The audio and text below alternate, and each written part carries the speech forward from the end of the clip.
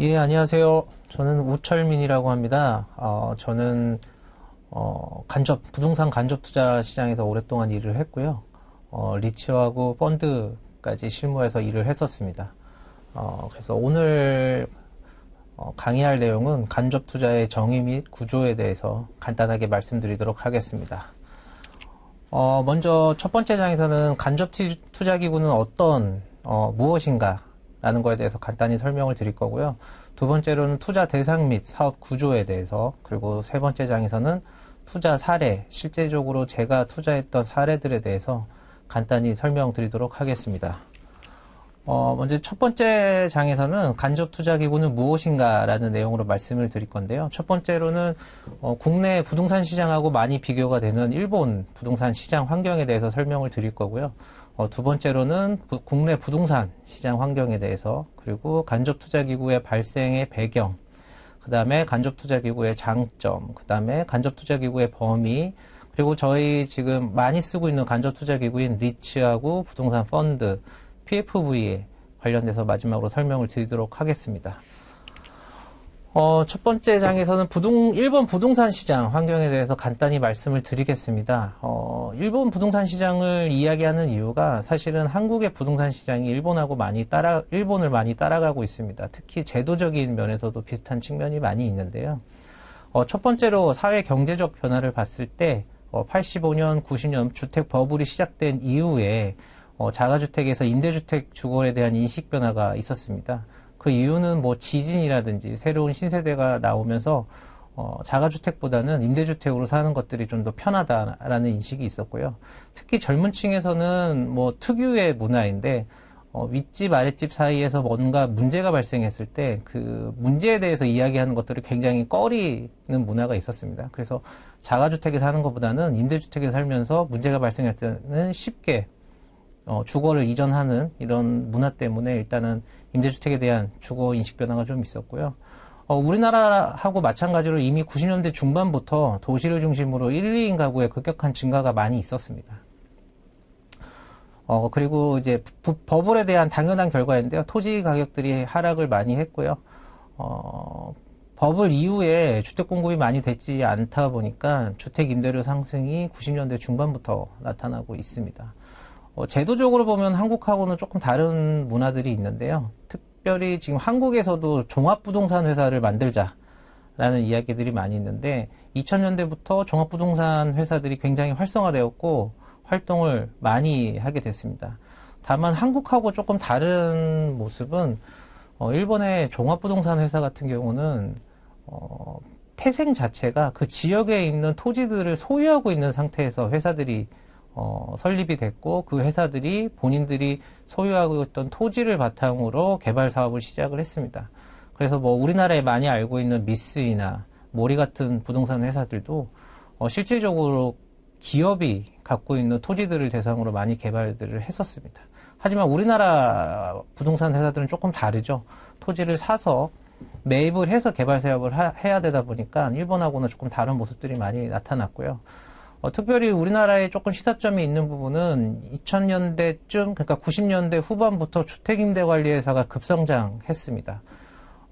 그 이유 중에 하나가 사실은 일본의 특이한 문화인데요. 2000년 이전에는, 임대인들이 임차인이 임대료를 지급하지 않거나 문제가 생겼을 때 명도할 수 있는 법적인 근거가 없었습니다. 근데 2000년대 들어서면서 임차인이 어떤 문제를 일으켰을 때 명도할 수 있는 법적 근거가 마련되면서 주택임대관리회사가 급성장하게 되었고요. 그럼에 따라서 기업형 임대주택들이 공급이 시작됐습니다. 그래서 한국에서 많이 알고 계신 대동호탁이나 레오팔레스 등이 이때부터 성장을 해서 지금은 30만 호, 50만 호 가까운 임대주택을 개발하고 관리하고 있는 모습을 보실 수 있습니다. 오늘 이야기할 사항하고 가장 관련이 많은 거는 아마 리츠법이라는 걸 텐데요. 2000년대에, 일본도 2000년도 초반에 리츠에 관련된 법을 제정을 했고, 2000년 중반부터는 제2리츠라고 해서 상장시장에 리츠를 상장을 많이 하게 되었습니다. 그래서 현재는 제가 2015년까지는 제2리츠 100조 시장 형성이라고 말씀을 드렸는데, 지금은 훨씬 더 그 2배 가까운 시장이 되어 있고요. 이때 당시에 리츠법을 제정하게 된 배경이 한국하고는 사실 좀 비슷한 면이 있습니다. IMF 이후에 2000년대 초반에 일본도 생명사라든지 기타 부동산을 보유한 기업들이 문제가 많이 돼서 구조조정을 해야 됐었는데요. 이때 당시에 그 기업들이 보유한 부동산을 누군가는 사줘야지 이 기업들이 회생이 되거나 자금에 대해서 보충이 될 수 있었는데, 실질적으로 오피스 빌딩이라든지 이런 큰 부동산 같은 경우는 매입을 할 수 있는 매입처가 부족했습니다. 그렇다 보니까 리츠법이라는 것들을 만들어서 공모 형태로, 그러니까 개인들이 리츠에 투자를 하고 그 리츠가 문제된 부동산을 사주면서 기업들이 회생하거나 구조조정에 성공할 수 있는 이런 모습들을 보이게 되는데요. 이런 모습은 한국하고도 비슷합니다. 다음은 한국에 대해서 조금 설명을 드릴 건데요. 80년대부터 조금 말씀을 드리면, 80년대에는 이제 한국 같은 경우는 택지개발촉진법이라는 법이 만들어지면서 대규모로 아파트를 공급할 수 있는 근거가 마련이 됐습니다. 그리고 이제 뭐 2000년대 다 와서는 저희도 다 알다시피 97년도에 IMF를 겪게 되고요. 그 이후에 뭐 도시개발법이라든지 도시재정비 촉진법 등 여러 가지 법들이 새로 도입이 되면서 재건축이라든지 재개발을 할 수 있는 근거들이 마련이 됐습니다. 그 밑에 이제 녹색으로 표시된 걸 보시면 한국도 2001년에 부동산 투자해서법이라 그래서 리츠를 할 수 있는 법이 제정이 되었습니다. 일본과 마찬가지로 비슷한 이유인데요. IMF 이후에 한국에 있는 기업들이 많이 힘들어지게 되고, 특히 부동산을 갖고 있던 기업들이 이 부동산을 매각을 해야지 자금을 회수하고 재정적으로 문제를 없애야 했는데, 이때 당시에도 대규모 오피스라든지 큰 부동산을 매입할 수 있는 기업들이 많이 없었습니다. 그래서 리츠법을 제정을 하고 일본과 마찬가지로 기관 투자자들이 들어와서 리츠를 이용해서 부동산을 매입하면서 이렇게 간접 투자에 대한 게 활성화됐다고 보시면 될 것 같습니다. 일본하고 한국의 가장 큰 차이점은, 일본 같은 경우는 공모시장으로 시작을 됐는데요. 한국에서는 사모 형태로 처음에 시작이 많이 됐습니다.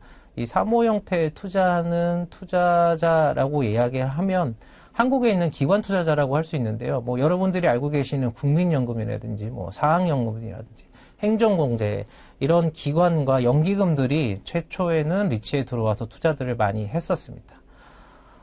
사업의 변화에 대해서도 좀 여러 가지 말씀드릴 게 있을 것 같은데요. 90년대에는 일단 대형 건설사들이 시행업을 주로 추진을 많이 했었습니다. 그 이유가 뭐 아시겠지만 자금력이 있고 직접적으로 주택을 공급할 수 있는 주체로서 역할들을 많이 했는데, IMF 이후에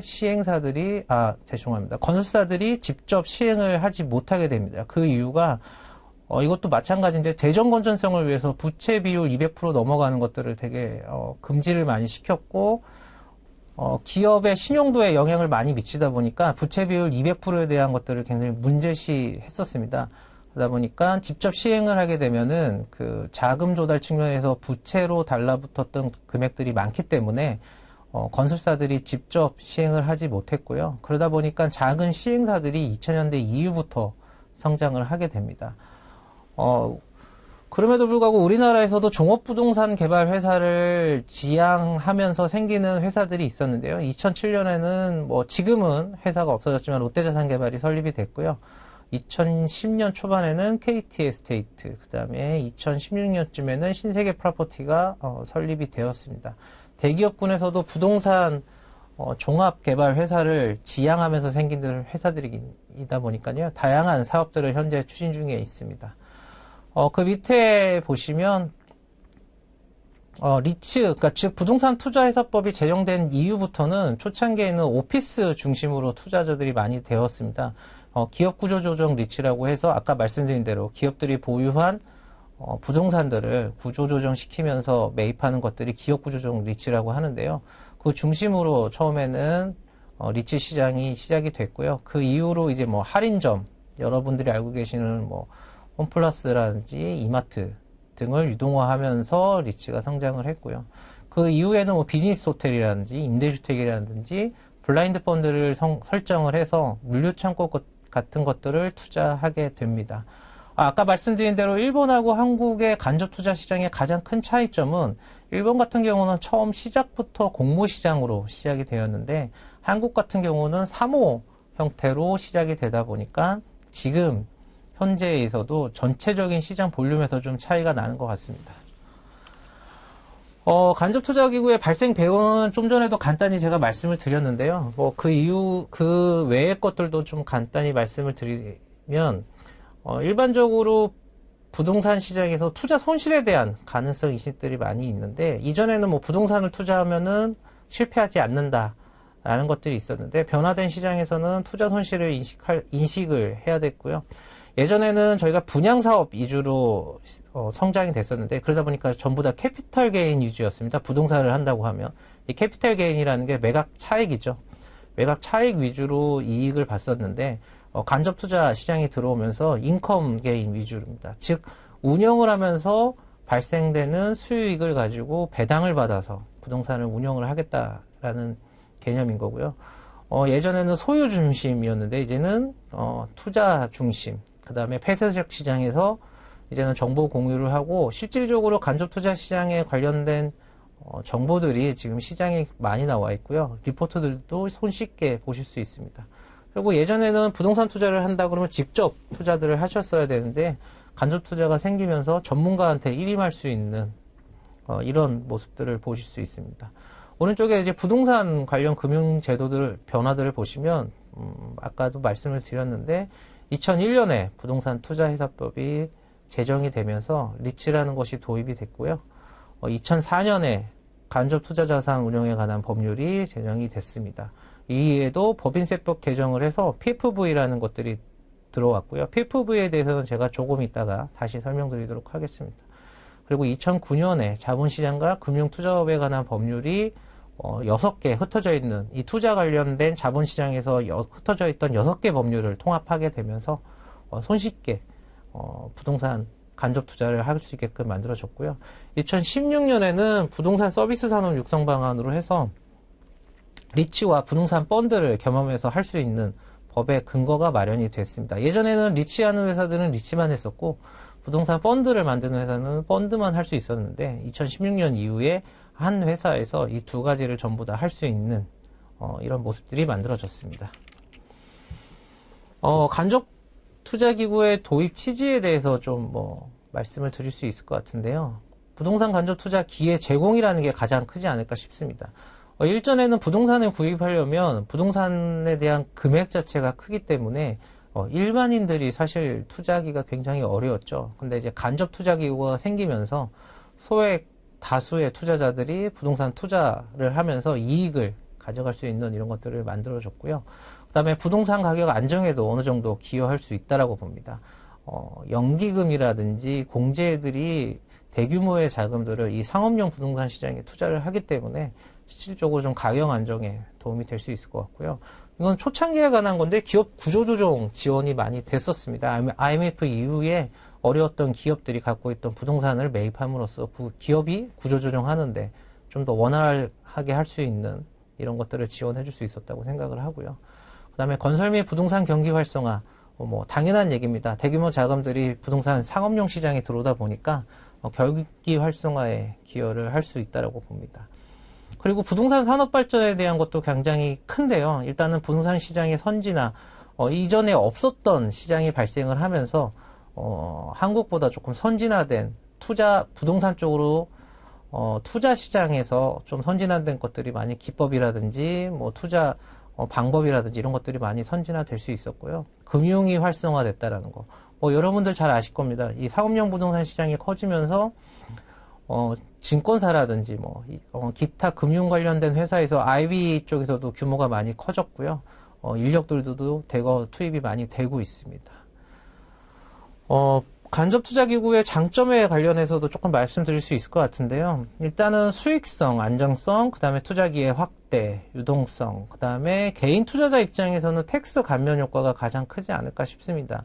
일반적으로 부동산에 투자를 하신다 그러면 나라에서 지정한 세금들을 대부분 다 내고 하셔야 될 것 같은데 간접 투자 기구를 이용을 하면은 일전에, 지금은 없어졌습니다만은 일전에 같은 경우는 취득세 같은 경우는 한 30% 정도 감면이 됐었고요. 그다음 재산세하고 종합부동산세는 절감을 할 수 있었습니다. 근데 이제 최근에는 사모 형태로 투자하는 기구에 대해서는 취득세 감면이 없어졌고요. 공모 형태, 그러니까 공모펀드라든지 공모리츠가 투자할 때는 취득세 감면이 여전히 좀 효과가 있습니다. 이게 왜 효과가 좋냐? 개인 입장에서는 감면된 만큼 개인이 받을 수 있는 수익이 높아지기 때문에 일반적으로 직접 투자하시는 것보다는 텍스 측면에서는 감면 효과가 있다라고 말씀드릴 수 있습니다. 간접 투자 기구의 범위입니다. 간접 투자라고 하면 막연하게 어떤 것이 부동산 간접 투자냐라고 하실 수 있는데요. 첫 번째로는 부동산 펀드, 자본시장과 금융투자업에 관한 법률에 의한 부동산 펀드가 있을 수 있고요. 두 번째로는 부동산 투자회사법에 의한 리츠, 그 다음에 조세특례제한법에 의한 PFV가 있을 수 있습니다. 이제 ABS 같은 경우는 자산운용사나 이쪽에서는 많이 사용하지 않는 투자기구이기 때문에 오늘 말씀드리지는 않을 거고요. 부동산 펀드, 리츠, PFV를 통해서 보통 간접 투자 형태로 많이 하고 있다라고 보시면 될 것 같습니다. 부동산 투자회사 펀드 PFV에 관련된 비교를 말씀드릴 건데요. 이 장표는 아마 인터넷이나 블로그나 찾아보시면 많이 보실 수 있습니다. 그런데 이런 것들이 어떤 의미로 차이가 나는지는 좀 설명이 잘 안 돼 있어서 제가 오늘 한번 간단하게 설명드리도록 하겠습니다. 일단 첫 번째로 부동산 투자회사, 즉 리츠는 근거법이 부동산 투자회사법이라고 있습니다. 이 법령은 찾아보시면 금방 나오니까요. 한번 보셔도 괜찮을 것 같고요. 감독기관은 국토교통부에서 관리를 하고 있고요. 이제부터가 조금 중요한데 사실은 리츠에 투자하셨을 때 그 투자하는 돈이 어디에 담기느냐가 중요한데요. 일단 리츠는 주식회사에 담긴다고 보시면 됩니다. 그래서 주식회사에 내 돈이 담겼을 때 나는 어떠한 권리를 갖게 되냐라고 보시면 일반 상법상 주식회사라고 하면 주주의 권리를 갖게 되죠. 리츠도 마찬가지입니다. 제가 투자를 하게 되면 주주로서의 권리를 갖게 되고 주총에 나가서, 리츠도 주총이 다 있습니다. 그래서 주총에 나가서 제 권한에 대해서 설명할 수 있는 이런 것들이 생기게 됩니다. 그래서 부동산 펀드하고 조금 비교를 하면, 제가 부동산 펀드는 일반적으로 자본시장과 금융투자업에 관한 법률에 의거를 하고 있고요. 감독기관이 기획재정부입니다. 그리고 법적 성격이 신탁형 펀드에 투자를 하신다고 하면 제가 투자하는 자금이 어디에 들어가느냐, 일단 금융상품에 들어가신다고 보면 될 것 같아요. 금융상품에 들어간다는 게 어떤 의미냐, 일반적으로 자산운용사, 부동산 펀드를 설립해서 운영하는 자산운용사를 집합투자업자라고 하게 되는데요. 제가 펀드에 가입을 하고 자금을 넣는다고 하면 그 집합투자업자에게 모든 투자에 대한 권한을 일임한다고 보시면 됩니다. 즉, 리츠하고 다르게 제가 어떤 주주로서의 방향이나 어떤 권한을 갖게 되는 게 아니고요. 저는 집합투자업자한테 이 투자에 관련된 모든 권한을 일임하게 되고 저희는 수익증권을 받게 됩니다. 이 수익증권이 뭐냐 하면 나중에 수익이 났을 때 제가 수익을 받아갈 수 있는 권한, 즉 그거에 대한 확인된 증서라고 보시면 될 것 같습니다. 그래서 여기서의 차이점이, 제가 다시 한번 말씀드리면, 리츠는 주주로서의 어떤 적극적인 행위를 할 수 있고요. 부동산 펀드에 가입을 하신다 그러면 적극적인 행위보다는 좀 수동적으로 부동산에 투자를 하신다고 보면 될 것 같습니다. 그래서 다시 리츠로 돌아오면 투자 대상은 수익형 부동산, 그 다음에 개발 사업보다는 실무 부동산 위주의 투자를 하게 했었습니다. 그 이유가 부동산 그러니까 리츠 같은 경우는 예전에 개발 사업에 많이 투자를 했었는데 좀 문제가 된 사업장들이 많다 보니까 국토교통부에서 과거의 일을 말씀드리는 겁니다. 개발 사업에 투자하는 것들을 조금 터부시했습니다. 그러다 보니까 개발 사업보다는 안정화된 자산을 매입을 해서 운영기관에 투자자들에게 수익을 주는 방식으로 좀 많이 나갔었고요. 좀 리츠가 좀 어려운 부분이 있는데 주식 공모가 자본금의 30% 이상을 주식 공모 형태를 띄어야 됩니다. 이 공모라는 게 뭐냐면 뭐 일간지라든지 어딘가 이런 데가 내서 우리가 이런 리츠를 설립을 할 건데 투자하실 분들이 있으면 투자를 해 주십시오라는 광고라든지 뭐 이런 것들을 알려야 되는 의무사항이 있는데요. 법적으로 예외사항이 기관 투자자가 50% 이상 투자를 할 경우에는 공모 행위가 예외가 됩니다. 그래서 지금 형태의 리츠를 보시면 상장된 리츠 말고 사모 리츠, 그러니까 여러분들이 알 수 없는 뭐 이런 리츠들이 있는데 이런 리츠들의 투자자들을 보면 대부분 기관 투자자라고 보시면 됩니다. 물론 여러분들이 지금 상장된 리츠에 투자를 하실 수 있는데요. 상장 리츠 같은 경우는 상장된 이후에 제 개인적인 생각으로는 좀 적극적인 투자 활동보다는 안정적인 운용에 맞춰져 있다 보다 보니까 뭐 좀 배당이나 이런 것들은 좀 사모 리츠보다는 조금 덜 한 것 같습니다. 현재는.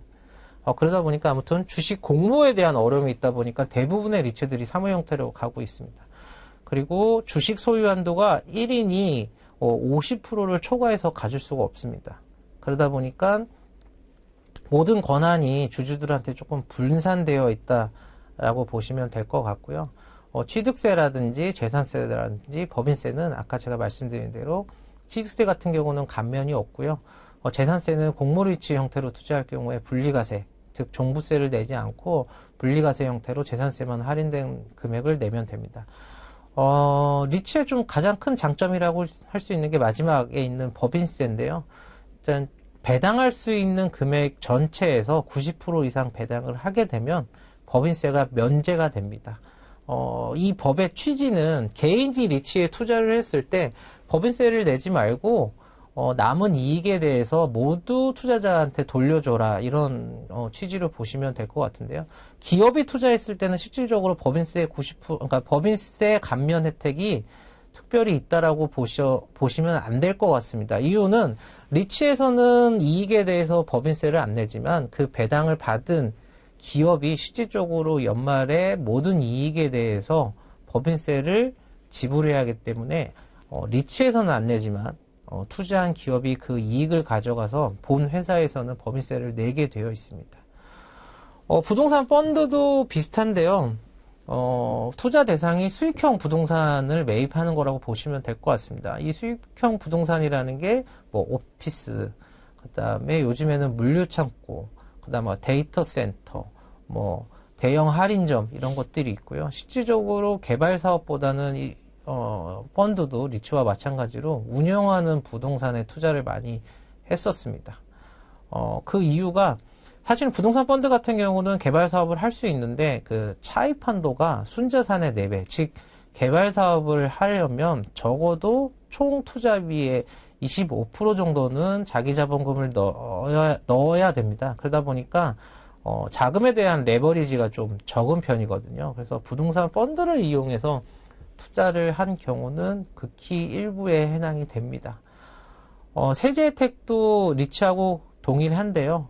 취득세는 지금 이제 감면이 없습니다. 세제 혜택이 없고, 법인세 같은 경우는 제가 아까 말씀드린 대로 부동산, 신탁형 펀드 같은 경우는 회사 형태가 아니다 보니까 애초에 과세 대상이 아닙니다. 즉, 현금이 다 이익이 발생하면 그 모든 것들이 대부분 투자자한테 배당이 된다라고 보시면 될 것 같습니다. PFV는 조세특례제한법에서 한 줄 정도 나와 있고요. PFV의 특이한 점이 투자회사하고 펀드하고 조금 다른 게, 펀드하고 리츠 같은 경우는 그 법을 관장하는 법이 있는데, PFV 같은 경우는 조세특례제한법의 일부 한두 줄 정도 들어가 있습니다. 즉 PFV를 어떻게 운영하고 어떻게 해라는 실질적인 법은 없다라고 보시면 될 것 같고요. 다른 것들과 조금 특이한 점이 한시적으로 운영하는 법인입니다. 한시적이라는 이 의미가 뭐냐면, 펀드나 뭐 리츠 같은 경우는, 다 펀드는 좀 다르지만 리츠 같은 경우는 영속형으로도 만들 수가 있는데, PFV 같은 경우는 한시적으로 운영하는 법인이라는 게 일정 부분의 사업을 하고 그 목적이 끝나면 청산을 해야 된다. 이런 의미거든요. 그렇다 보니까 운영하는 어떤 부동산을 매입을 해서 운영하는 사업보다는 분양하는 사업에 대부분 많이 이용이 되고 있습니다. 특히 아파트 사업에 아파트 개발 사업에 PFV가 많이 이용된다고 보시면 될 것 같고요.